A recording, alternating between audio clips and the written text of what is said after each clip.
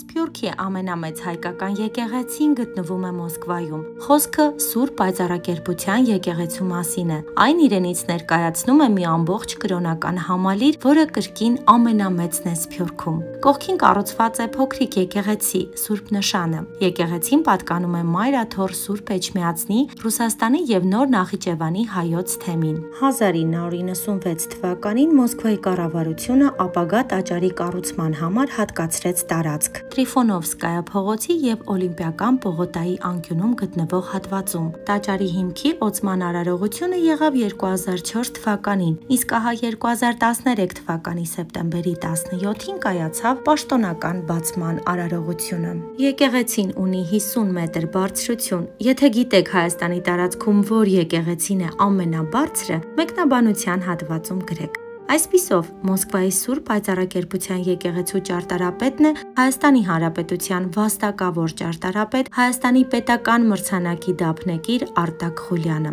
Բարձրաքանդակների հեղինակը նկարիչ ճարտարապետ Աշոտ Ադամյանն է, ով ի դեպ Արցախի մարտական խաչ շքանշանի հեղինակն է։ Չնայած այն հանգամանքին, որ ավանդական հայկական եկեղեցիները կառուցվում են մեկ գմբեթով, Տիրոջ Պայծառակերպության տաճարն ունի 5 գմբեթ։ Շենքը դրսից եւ ներսից զարդարված է ժողովրդական զարդանախշերով, քարաքանդակներով, խաչքարերով, Հիսուս Քրիստոսի, Աստվածածնի, առաքյալների, քրիստոնյա եւ հայ ընդհանուր սրբերի, հրեշտակների, թռչունների խորաքանդակներով։ Եկեղեցին ինքն իրեն բաց գիրք է այն մարդկանց համար, ովքեր քրիստոնեական թեմաներից հեռու են, իսկ հավատացյալների համար հիշեցում։ Տաճարի գլխավոր մուտքի վերևում պատկերված է Քրիստոսի դիմապատկերը հայերեն վիմագրությամբ. «Ես եմ դուռը, ովի միջով անցնի, կփրկվի»։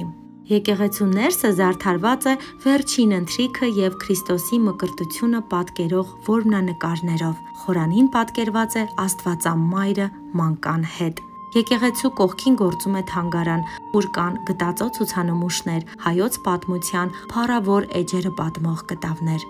Սա հիանալի վայր է ռուսաստանաբնակ հայրին միավորելու եւ հիշեցնելու միասնական արժեքները։ Համալիր այցելելիս տարածքում կտեսնեք խաչքարեր, որոնցից մեկը հատուկ ուշադրության է արժանի։ Այն 6-7-րդ դարի պատմական գանձակի սքանչելի խաչքարերից է։ Սփյուռքի հայկական եկեղեցիները միայն կրոնական կառույցներ չեն, հայ տեսակը, ինքնությունը, պատմությունը, մշակույթը, գիրն ու խոսքը պահպանող կառույցներ են։ Իսկ սա Անիաս էջն է, որը հայրի ու հայկականի մասին է։